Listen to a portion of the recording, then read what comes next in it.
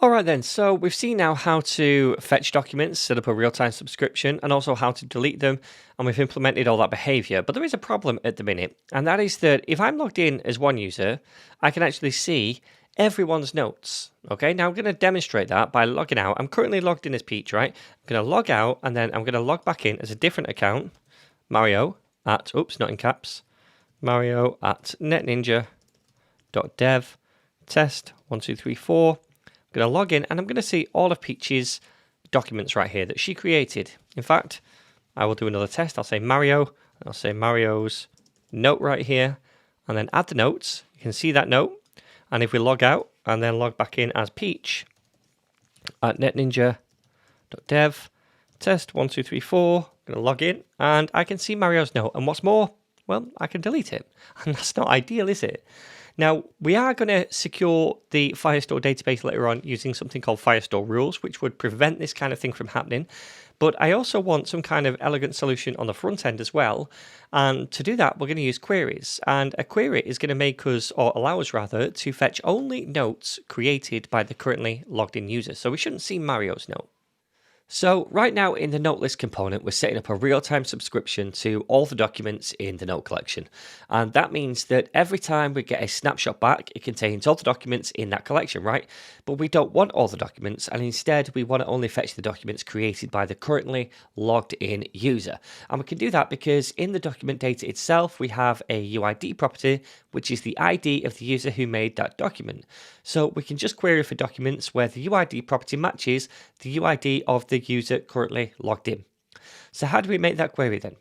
Well, we'll do it inside this useEffect function where we set up the real-time subscription, and we'll make a new constant up here called Q, which stands for query. And then we'll set that equal to a function called query, which needs to be imported from Firebase Firestore, and then we invoke that function. Now, we need to pass in two arguments into this function. The first one is a collection ref to the collection we want to query, which we can actually just copy from down here because we already made that earlier. And the second one is the clause itself. Now, to make this clause, we need to use another function called where, which also needs to be imported from Firebase, so make sure you do that. And then this function lets us outline the condition that should be met for a document in this collection to be fetched. In our case, we want to fetch all the documents where the UID property on that document is equal to the UID of the currently logged in user. So we can express this inside this function by using three arguments. The first one is the property on the document we want to look at, which is just UID. The second one is the comparison we want to perform, and we want to see if this is equal to something, so we use double equal sign for that. And then the last one is the value we want to compare it against, which should be the UID of the currently logged in user.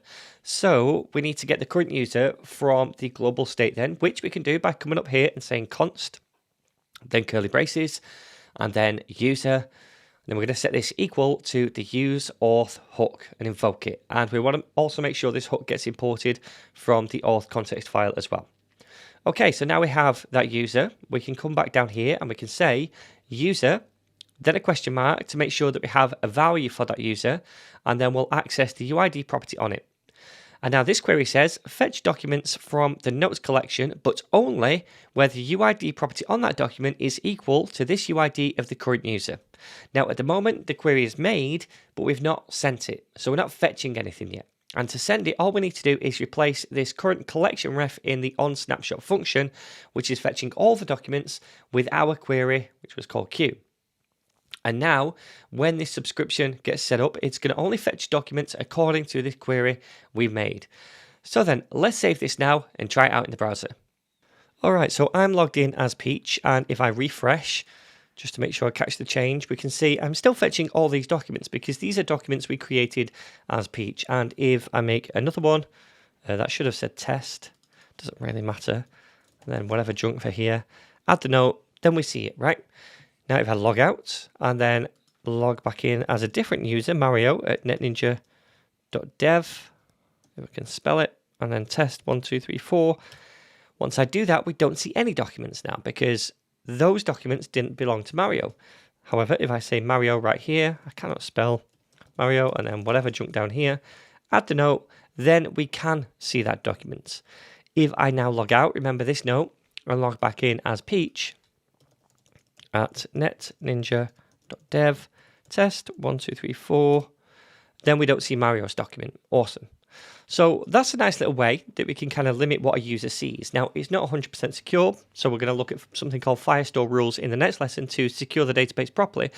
But purely from a UI perspective, now a user is only seeing the documents that they created and therefore only deleting the documents that they created as well.